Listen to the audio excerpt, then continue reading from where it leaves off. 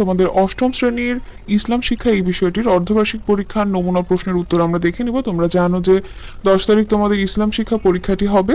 তো তোমাদের ইসলাম শিক্ষা বিষয়ের অধ্যায় 1-এর নমুনা প্রশ্নের উত্তর আমি এর আগেই দিয়েছিলাম। এখন আমরা অধ্যায় 2 এর কিছু সংক্ষিপ্ত প্রশ্ন এবং কিছু ব্যাখ্যামূলক প্রশ্ন দেখে নিব। এই অধ্যায়টি কিন্তু অনেক বড়, এখানে অনেকগুলো বিষয়ের উপর আলোচনা করা রয়েছে, তাই প্রত্যেকটি বিষয় আমাদেরকে ভালো করে জানতে হবে। এখন তোমাদের প্রশ্ন থাকতে পারে যে আমরা এই সকল সংক্ষিপ্ত প্রশ্ন বা ব্যাখ্যামূলক প্রশ্নগুলো পড়ে কি করব, কারণ আমাদের প্রশ্নের ধরন তো অন্যরকম থাকে। তোমাদের প্রশ্নের ধরন যেমনই হোক না কেন, তোমাদের কিন্তু এই বিষয় থেকেই প্রশ্নগুলো করা হয়, একটু পেঁচিয়ে করা হয় এই আর কি। তো তোমাদের অবশ্যই এই সকল বিষয় সম্পর্কে জানতে হবে, তা পরীক্ষায় আসুক বা না আসুক। আর তাছাড়া অনেক স্কুলেই টিচাররা কিন্তু মৌখিক প্রশ্ন জিজ্ঞেস করে থাকে বা লিখতে দিতে পারে, তাই অবশ্যই এই সকল সংক্ষিপ্ত প্রশ্নগুলো পড়ে নিবে যাতে টিচার জিজ্ঞেস করলে ঝটপট অ্যান্সার করতে পারো। সংক্ষিপ্ত প্রশ্নের উত্তরে প্রথমে রয়েছে আওয়াবিন অর্থ কি? আওয়াবিন শব্দের অর্থ নেককার ও অধিক তাওবাকারী বান্দাগণ। পরে রয়েছে সালাতুল আওয়াবিনের আভিধানিক অর্থ কি? সালাতুল আওয়াবিনের আভিধানিক অর্থ হচ্ছে নেককার ও অধিক তাওবাকারী বান্দাগণের নামাজ। এরপর রয়েছে সালাতুল আওয়াবিন কাকে বলে? মাগরিবের সালাত আদায়ের পর এশার সালাতের পূর্বে যে সালাত আদায় করা হয় তাই সালাতুল আওয়াবিন। এরপর রয়েছে সুন্নাতে গায়রি মুআক্কাদা কাকে বলে? যে সুন্নাতের ব্যাপারে বাধ্যবাধকতা না থাকলেও আদায় করলে সওয়াব পাওয়া যায় সে সুন্নাতকে সুন্নাতে গায়বি মুআক্কাদা বলে। এরপর রয়েছে তাহাজ্জুদ শব্দের অর্থ কি? তাহাজ্জুদ শব্দের অর্থ ঘুম থেকে জাগা, রাত জেগে ইবাদত করা ইত্যাদি। সালাতুত তাহাজ্জুদ কি? আল্লাহ তাআলার নৈকট্য অর্জনের জন্য সালাতুল এশা আদায় করার পর শেষ রাতে যে সালাত আদায় করা হয় তাই সালাতুত তাহাজ্জুদ। পরবর্তী প্রশ্ন হচ্ছে কখন সালাতুত তাহাজ্জুদ আদায় করা উত্তম? রাতের শেষ ভাগে বা 2/3 সালাতুত তাহাজ্জুদ আদায় করা উত্তম। রাসূল সাল্লাল্লাহু আলাইহি ওয়াসাল্লাম সাওমের প্রস্তুতি শুরু করতেন কোন মাস থেকে? এর উত্তর রজব মাস থেকে রাসূলুল্লাহ সাল্লাল্লাহু আলাইহি ওয়াসাল্লাম সাওমের প্রস্তুতি শুরু করতেন। ইব্রাহিম আলাইহি ওয়াসাল্লামের ওপর সহিফা সমূহ কবে নাজিল হয়েছিল? ইব্রাহিম আলাইহি ওয়াসাল্লামের ওপর সহিফা সমূহ রমজানের প্রথম রাতেই নাজিল হয়েছিল। কুরআন মাজিদ নাজিল হয় কবে? রমজান মাসের কদর রাতে। রমজানের সুমহান মর্যাদার কারণ কি? রমজানের সুমহান মর্যাদার কারণ রমজান মাসেই কুরআন মাজিদ নাজিল করা হয়। কদর শব্দের অর্থ কি? মহিমান্বিত, সম্মানিত, নির্ধারণ, ভাগ্য। ইসলামের পঞ্চম স্তম্ভ কোনটি? হজ ইসলামের পঞ্চম স্তম্ভ। ইহরাম কাকে বলে? নির্দিষ্ট দিনে মিকাত থেকে ইহরামের কাপড় পরিধান করে হজের নিয়ত করাকেই ইহরাম বলে। 15 নম্বর প্রশ্ন হচ্ছে হাজিদের কখন ইহরাম বাঁধতে হয়? শাওয়াল মাসের 1ম তারিখ থেকে জিলহজ মাসের 9 তারিখের মাঝে যে কোনো সময় নির্দিষ্ট মিকাত থেকে ইহরাম বাঁধতে হয়। 16 নম্বর প্রশ্ন তাওয়াফে কুদুম কি? মক্কার বহিরাগত হাজিগণ মক্কায় প্রবেশ করে প্রথমে বাইতুল্লাহ গিয়ে যে তাওয়াফ করেন তাই হচ্ছে তাওয়াফে কুদুম। সাই এই শব্দের অর্থ কি? সাই অর্থ দৌড়াদৌড়ি করা, দ্রুত চলা, পথ অতিক্রম করা। জিনাআত কি?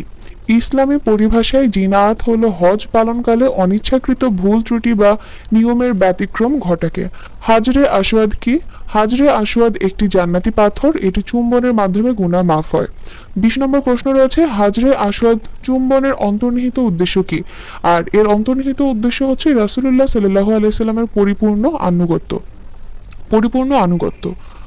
তো আমাদের সংক্ষিপ্ত প্রশ্নগুলো দেখা শেষ, মানে যেগুলো আমরা খুব ছোটভাবে বা শর্টকাট অ্যান্সার করতে পারি। এখন আমরা একটু ব্যাখ্যামূলক প্রশ্ন দেখি। প্রথমে রয়েছে ইবাদত বলতে কি বোঝায়? ইবাদত একটি আরবি শব্দ, এর অর্থ চূড়ান্তভাবে নিজেকে বশীভূত ও আনুগত্য করা এবং নমনীয় হওয়া। আর ইসলামী পরিভাষায় দৈনন্দিন জীবনের সকল কাজকর্মে আল্লাহ তাআলার বিধিবিধান মেনে চলাকে ইবাদত বলা হয়।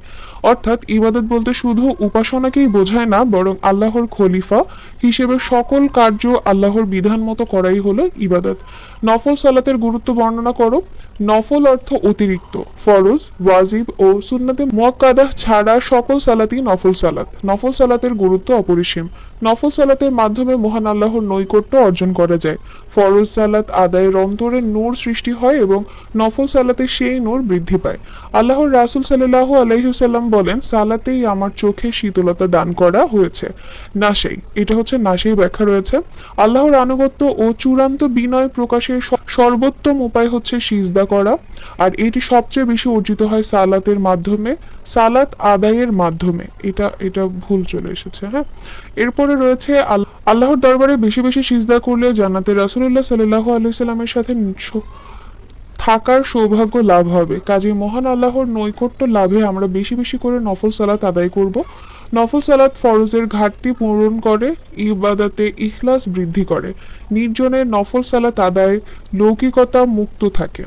এরপরে পরবর্তী প্রশ্ন, জাকাতের একটি অর্থনৈতিক গুরুত্ব ব্যাখ্যা করো। জাকাতের অন্যতম অর্থনৈতিক গুরুত্ব হলো আর্থিক ভারসাম্য রক্ষা করা। জাকাত প্রদানের ফলে ধনী দরিদ্রের মধ্যে আর্থিক ভারসাম্য প্রতিষ্ঠিত হয়। গরিব অসহায় মানুষ জাকাত থেকে প্রাপ্ত অর্থ দ্বারা নিজেদের প্রয়োজনীয় খাদ্য, বস্ত্র, বাসস্থান, জীবিকা ইত্যাদির ব্যবস্থা করতে পারে। ফলে সমাজের সকল শ্রেণীর মানুষ সহ অবস্থানে চলে আসে। আর পরের প্রশ্ন হচ্ছে, জাকাত বলতে কি বোঝায়? জাকাত শব্দের আবিধানিক অর্থ হলো পবিত্রতা, পরিশুদ্ধতা ও বৃদ্ধি পাওয়া। আর ইসলামী শরীয়তের দৃষ্টিতে কোনো মুসলিম নিসাব পরিমাণ সম্পদের মালিক হলে বছরান্তে তার সম্পদের শতকরা 2.50 হারে নির্দিষ্ট খাতে ব্যয় করাকে জাকাত বলে। সর্বশেষ প্রশ্ন, হজ কাকে বলে? হজ ইসলামের পঞ্চম ভিত্তি। হজের আবিধানিক অর্থ সংকল্প করা, ইচ্ছা করা বা প্রদক্ষিণ করা। ইসলামের পরিভাষায় আল্লাহর সন্তুষ্টি লাভের উদ্দেশ্যে জিলহজ মাসের নির্ধারিত দিনসমূহে নির্ধারিত পদ্ধতিতে বাইতুল্লাহ মানে আল্লাহর ঘর ও সংশ্লিষ্ট স্থানসমূহ জিয়ারত করাকে হজ বলে। তো আমাদের দেখা হয়ে গেল, আমরা অধ্যায় 2 এর কিছু সংক্ষিপ্ত প্রশ্ন এবং ব্যাখ্যামূলক প্রশ্ন দেখে নিলাম। আশা করছি তোমরা এইগুলো ভালো করে পড়বে এবং আরো ভালো করে টেক্সট বুক মানে পাঠ্য বই যা রয়েছে তা সুন্দর করে রিডিং পড়বে, সেখান থেকে আরো ধারণা নিবে। আর পরবর্তীতে আমি তোমাদের এই অধ্যায় থেকে কিছু অ্যাসাইনমেন্ট দিব এবং অধ্যায় 1 থেকেও কিছু অ্যাসাইনমেন্ট দিব, যেগুলো কিনা তোমাদের পরীক্ষায় আসার সম্ভাবনা রয়েছে। তো আজকের ভিডিওটি এই পর্যন্তই। ভিডিও যদি তোমাদের কাছে ভালো লেগে থাকে তাহলে অবশ্যই সাবস্ক্রাইব করে দিবে এবং পাশে থাকা বেল আইকন বাটনটি প্রেস করে দিবে। তো আজকে এই পর্যন্তই। আল্লাহ হাফেজ।